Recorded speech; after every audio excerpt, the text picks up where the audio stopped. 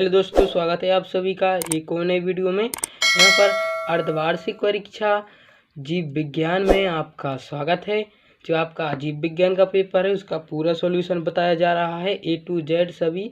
तो अगर वीडियो पसंद आ जाए तो वीडियो को भी लाइक कर देना।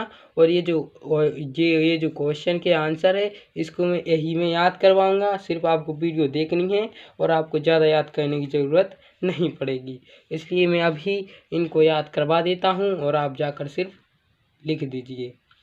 तो यहाँ पर हमारा पहला प्रश्न दिया हुआ है, आवृतबीजी पौधों के 2 लक्षण लिखना है। जो आपका जो पेपर है उसमें प्रश्न 5 दिया है, आवृतबीजी पौधों के 2 लक्षण। तो इसका जो सही आंसर है, इसमें निषेचन दोहरा होता है, मतलब इसमें दोहरा निषेचन होता है। एवं दूसरा है, बीज फलावरण के अंदर बनते हैं। इसका स्क्रीनशॉट ले लीजिए और याद कर लीजिए। उसके बाद हम नेक्स्ट पर चलते हैं, अगला देख लेते हैं। और हमारा प्रश्न 5 के बाद प्रश्न 6 आता है, शैवाल का महत्व। तो दोस्तों ये प्रश्न 6 अति इम्पोर्टेंट है और ये आने वाला है। तो ये जो आपकी अर्धवार्षिक परीक्षा का पूरा सॉल्यूशन बताया जा रहा है बायोलॉजी का पेपर का, तो आप हमारे लिए सिर्फ एक सब्सक्राइब तो कर ही सकते हैं। उसके बाद है हमारा शैवाल के प्रमुख लक्षण लिखिए। तो इसके शैवाल के 2 लक्षण लिखने के लिए बोला गया था, तो अब यहाँ पर हमने यहाँ पर लिखे हुए हैं। तो इसका आंसर है, शैवाल की कोशिकाओं में सेल्यूलोज की बनी कोशिका भित्ति पाई जाती है। जो शैवाल की कोशिकाएं होती हैं उनमें जो कोशिका भित्ति होती हैं वो सेल्यूलोज की बनी होती हैं। जो शैवाल की कोशिकाएं होती हैं वो सेल्यूलोज की बनी होती हैं कोशिका भित्ति। जो शैवाल की कोशिका भित्तियाँ होती हैं वो सेल्यूलोज की बनी होती हैं। उसके बाद शैवालों में भोज्य पदार्थों का संचय करने के लिए मंड के रूप में भोजन को संचित किया जाता है। शैवालों में भोज्य पदार्थों का संचय करने के लिए मंड के रूप में भोजन को संचित किया जाता है। संचित का मतलब वितरण, बांटना, संचित, संचालन। तो उसके बाद हमारा एक और हमने लिखा है, तो है इसमें तीसरा, इनमें संवहन ऊतकों का पूर्णतः अभाव होता है। मतलब कि जो शैवाल होते हैं इनमें संवहन ऊतकों का पूर्णतः अभाव होता है। उसके बाद जो हमारा नेक्स्ट प्रश्न है, नेक्स्ट प्रश्न की तरफ अगर बढ़ने से पहले अगर आपने हमारे चैनल को सब्सक्राइब नहीं किया है तो अभी के अभी सब्सक्राइब कर लीजिए, क्योंकि हम ऐसी वीडियो आपको और तलाएं और आगे वाले पेपर की भी आपको हमारी तरफ से पूरी यहाँ पर जानकारी दी जाए और पूरी आपको वीडियो उपलब्ध कराई जाए। तो आप हमारे चैनल को जल्दी सब्सक्राइब कर लीजिए। उसके बाद जो 7वां प्रश्न आपका है, पर्ण विन्यास किसे कहते हैं। तो इसका सही उत्तर है, तने पर पंक्तियों के लगने का व्यवस्था क्रम पर्ण विन्यास कहता है। जो मतलब जो तना होता है उस पर पत्तियों का जो लगने वाला व्यवस्था होती है वो क्रम, वो पर्ण विन्यास कहलाता है। तो चलिए अब हम नेक्स्ट क्वेश्चन देखते हैं शानदार तरीके से। जो आपका प्रश्न 8 है उसका स्क्रीनशॉट अच्छे से ले लेना है और ले लिया होगा वहीं पर जाकर। उसके बाद इसका आप अच्छे से स्क्रीनशॉट ले लीजिए। केंद्रक के 2 कार्य लिखिए। आपका प्रश्न क्रमांक 8 है, केंद्रक के 2 कार्य लिखिए। तो केंद्रक के 2 कार्य यहाँ पर निम्नलिखित हैं। आप यहाँ पर भी लिख सकते हैं, यहाँ केंद्रक के 2 कार्य निम्नलिखित हैं। पहला है, जो केंद्रक कोशिका का सामान्य अंग है परंतु यह कोशिका को नियंत्रित करता है। उसके बाद जो दूसरा है, आनुवांशिकी सूचनाओं का स्थानांतरण केंद्रक करता है। मतलब कोशिका का एक सामान्य अंग केंद्रक है लेकिन परंतु वह कोशिका को नियंत्रित करता है। उसके बाद 2 हमें इसके लिखने थे तो हमने 2 लिख दिए और इसका आप स्क्रीनशॉट प्रश्न 8 का ले लीजिए और अच्छे से याद कर लीजिए, रट्टू तोता बन के या फिर समझ के, आपको जो भी स्टाइल में करते हैं आप कर लीजिए। तो बढ़ते हैं हम अगले क्वेश्चन की तरफ।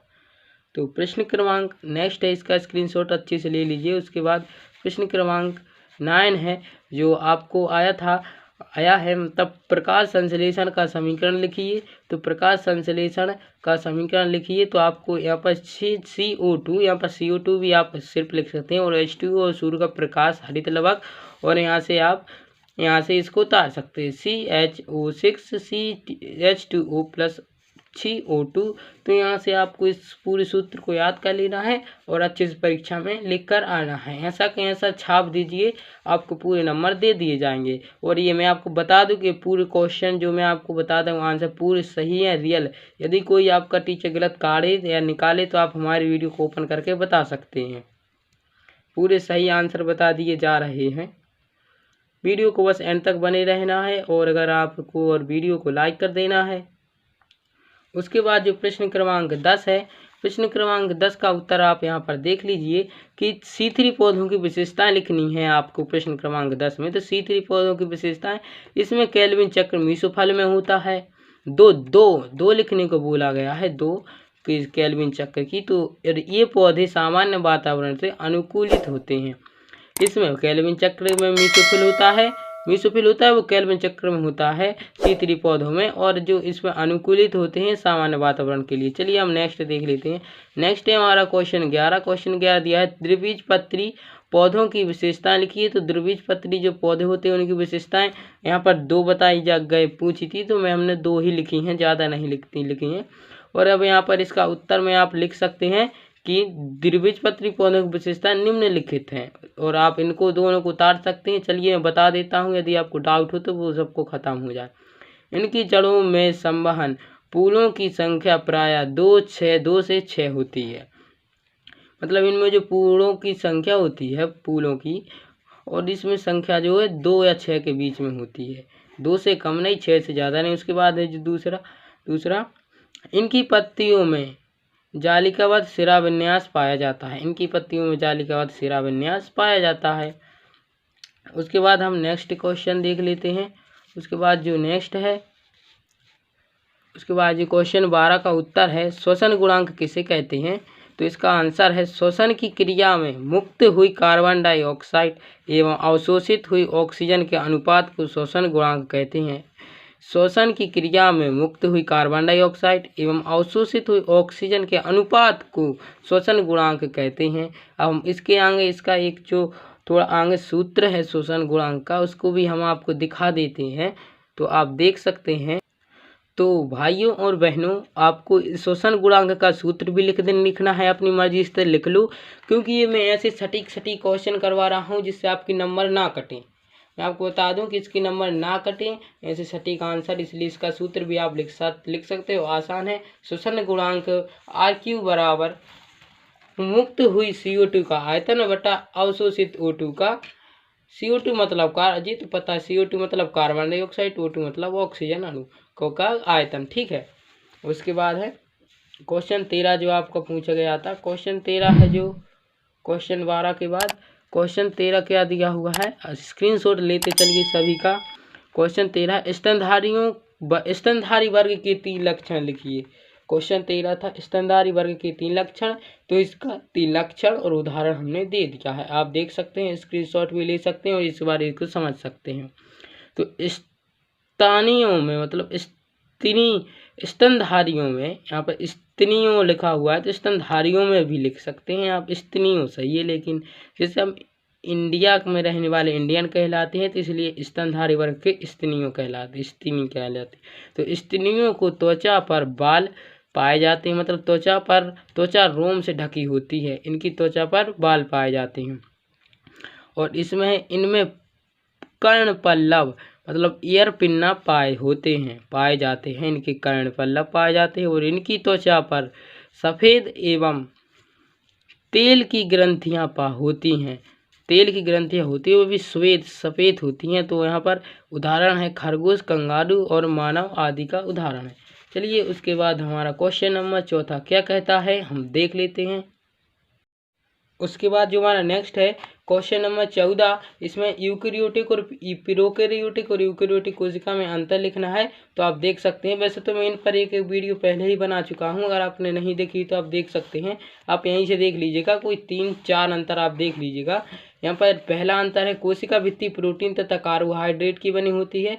जो कोशिका भित्ति होती है वो प्रोटीन तथा कार्बोहाइड्रेट की बनी होती है। इसका जो पहला है, इसमें कोशिका भित्ति सेल्यूलोज की बनी होती है। और इसके बाद जो माइटोकॉन्ड्रिया अनुपस्थित होता है प्रोकैरियोटिक कोशिका में एवं यूकेरियोटिक कोशिका में उपस्थित होता है। प्रोकैरियोटिक कोशिका में राइबोसोम 70 प्रकार के पाए जाते हैं, यूकेरियोटिक कोशिका में 80 राइबोसोम 80 प्रकार के पाए जाते हैं। उसके बाद चौथा है, इसमें गोल्जिका अनुपस्थित होता है, इसमें है गोल्जिका उपस्थित होता है, इसमें गोल्जिका पाया जाता है, इसमें गोल्जिका नहीं पाया जाता, इसमें पाया जाता नहीं पाया जाता, इसमें पाया जाता है। यूकेरियोटिक कोशिका में गोल्जिका नहीं पाया जाता, मतलब यूकेरियोटिक कोशिका में गोल्जिका पाया जाता है और प्रोकैरियोटिक कोशिका में गोल्जिका नहीं पाया जाता है। आप इनका अच्छे से स्क्रीनशॉट ले लीजिए। आप यहाँ पर स्क्रीनशॉट लेने में प्रॉब्लम होगी तो हम थोड़ा कैमरा को उठा देते हैं, तो आप यहाँ से स्क्रीनशॉट ले। वैसे 3 या 4 लिखने हैं तो आप इनका देख सकते हैं। और उसके बाद हमने क्रम उठाने की जो दिक्कत की है उसके लिए तो एक लाइक आप बढ़ कर ही दीजिए। उसके बाद इन चारों को देख लेना है और इन्हीं को लिख देना है। लिखना तो 3 है। तो हम बढ़ते हैं अपने प्रश्न क्रमांक 15। चलिए देखते हैं हमारा प्रश्न क्रमांक 15 क्या बोलता है। तो यहाँ पर आप देख सकते हैं प्रश्न क्रमांक 15 का जो अथवा इसमें दिया हुआ है, पादप हार्मोन साइटोकाइनिन के 3 कार्य लिखिए। तो पादप हार्मोन साइटोकाइनिन के 3 कार्य लिखना है। तो पहले तो हम साइटोकाइनिन क्या है वो देख लेते हैं, कब क्या कैसा हुआ है इसका। तो इसमें सर्वप्रथम मिलर एवं उनके सहयोगियों ने अपघटित डीएनए से इन्हें प्राप्त किया। ठीक है, नहीं किया था। ये कोशिका विभाजन को उद्दीपन करते हैं। इनका संश्लेषण जड़ों तथा बीजों के भ्रूणपोष में होता है। उसके बाद हम देख लेते हैं साइटोकाइनिन के कार्य।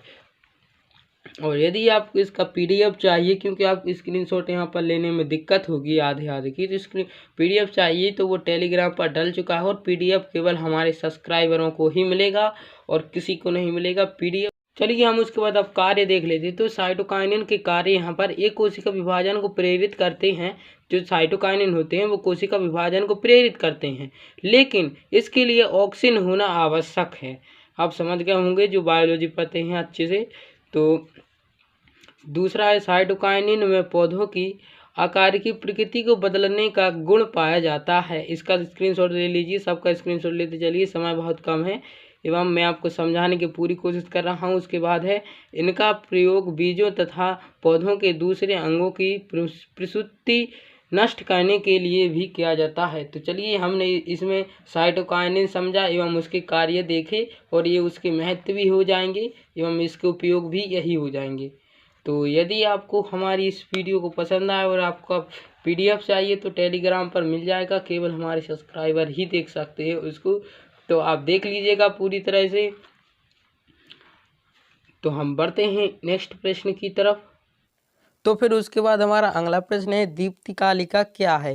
दोस्तों ये जो दीप्तिकालिका क्या है एवं इसका महत्व बताना है प्रश्न क्रमांक 16 में। तो ये जो प्रश्न क्रमांक 16 का उत्तर आपको दिख रहा है, इसका जो है उत्तर आपको दिख रहा होगा। यदि मैं इसको बोल कर एक बार दीजिए, इसको बोलकर मैं नहीं सुनाता हूँ क्योंकि समय बहुत कम है। तो आपको समय बहुत कम मिल पा रहा है और हमारे पास भी समय बहुत कम है। तो हमने आपको आंसर आप तक पहुंचा दिया है, प्रश्न तक भी आपको साथ में पहुंचाया है।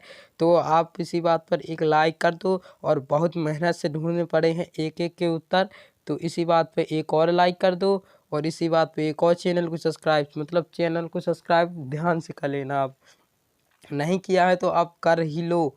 और यहाँ पर आपको जो बहुत मेहनत से निकाले जा रहे हैं सभी के सभी आंसर एक एक करके दिन रात करना पड़ रहा है, जब हम आपको इतना अच्छा भी एक छोटी सी वीडियो के माध्यम से आप तक पहुँचाते हैं। तो आपको हमें सपोर्ट करना चाहिए और हमारे चैनल को आगे बढ़ाना चाहिए। तो ये जो प्रश्न है आपको अच्छे से कर लेना है, दीप्तिकालिका क्या है, ये जो यहाँ तक पूरा प्रश्न है एवं यही पूरा रियल है। इसमें से आपका एक भी नंबर नहीं कटेगा। यदि कटता है तो आप हमारी वीडियो को ओपन करके बता दीजिएगा। तो बढ़ते हैं अब हम हमारे प्रश्न क्रमांक 17 की तरफ। आशा करता हूँ कि आपको ये हमारी जानकारी पसंद आई होगी। बढ़ते हैं प्रश्न क्रमांक 17 की तरफ। प्रश्न क्रमांक जो आपको 17 है, तो आपको प्रश्न क्रमांक 17 में तंत्रिका कोशिका का चित्र बनाना है, जिसको आप शुरू से ही क्लास 6 से बनाते आ रहे हो। तो याद कीजिए वह तंत्रिका कोशिका, ए वाली तंत्रिका कोशिका जो आपको अब स्क्रीन पर दिख रही है, इसी को आपको बनाकर आ जाना है और इनके नाम को अच्छे से याद कर लीजिएगा। आपको तो नाम याद होने ही चाहिए और चित्र भी पता होना ही चाहिए।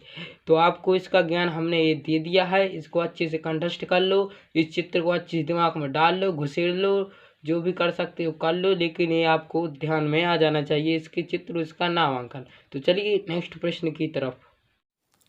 तो यहाँ पर हमारा प्रश्न क्रमांक 18वें में हमें सूत्री व अर्धसूत्री विभाजन में अंतर याद करना है, समसूत्री एवं अर्धसूत्री। तो आपको पहला जो अंतर है, इस प्रकार का विभाजन दैहिक कोशिका में होता है। इस पूरे अंतर को आपको याद कर लेना है और हम बाकी के अंतर देख लेते हैं। तो उसके बाद आपको जितने भी जी अंतर दिख रहे हैं आपको इन सभी सूत्रीय और समसूत्रीय और अर्धसूत्रीय विभाजन में अंतर आपको याद कर लेना है। पूरी तरह से सही आंसर है, यही आंसर बिल्कुल आप लिख दीजिएगा, छाप दीजिएगा। कोई आप यहाँ से 5 कर सकते हैं, कोई आप यहाँ से 5 करके जाएंगे और पूरे आपको 5 ही लिख देंगे तो आपको पूरे नंबर मिल जाएंगे। उसके बाद इन सभी प्रश्नों को करने के बाद यहाँ पर हम नेक्स्ट आगे बढ़ते हैं। बिल्कुल सही आंसर है, इसी को याद कर लीजिए, अभी की अभी आगे बढ़ते हैं। चलिए, तो फिर उसके बाद आपको यहाँ पर ग्लाइकोलिसिस और कैफ चक्र में अंतर लिखने को मिलेगा। 20 नंबर का मतलब जो 19 प्रश्न क्रमांक 19 का उत्तर है वो यही है, ग्लाइकोलिसिस एवं कैफ चक्र में अंतर। तो आपको यहाँ पर 5 अंतर लिखने हैं, तो आपको यहाँ पर 5 अंतर प्रोवाइड करा दिए गए हैं। और यदि आप हम वीडियो को आप समाप्त कर देते हैं, इन सभी को आप अच्छे से कर लीजिएगा और अपनी पढ़ाई की बेहतर तैयारी कीजिएगा और अपने पेपर में अच्छे से अच्छे कल अंक लेकर आना। और यहाँ पर बता देना कमेंट सेक्शन में आपको कितने अंक आए बायोलॉजी में। और यदि आप हमारे चैनल पर नए हैं, तो अगर आप चैनल पर नए हैं तो चैनल को जरूर सब्सक्राइब कीजिए और प्रेस द बेल आइकन जरूर करिए और बेल आइकन जरूर प्रेस कर दीजिए, जिससे हम जब भी नया वीडियो अपलोड करेंगे तो आपके मोबाइल के भी नोटिफिकेशन पहुंचे। तो चलिए वीडियो को समाप्त कर देते हैं। इस ग्लाइकोलिसिस और कैफ चक्र को आपको अच्छे से कर लेना है। बहुत वेरी मोस्ट इम्पोर्टेंट की महा से भी महा मोस्ट इम्पोर्टेंट प्रश्नों की छड़ी लेकर के आए हैं हम, दूर से जन्नत से लेकर के आए हैं। इन सभी को कर लीजिएगा। तो फिर थैंक्स फॉर वॉचिंग।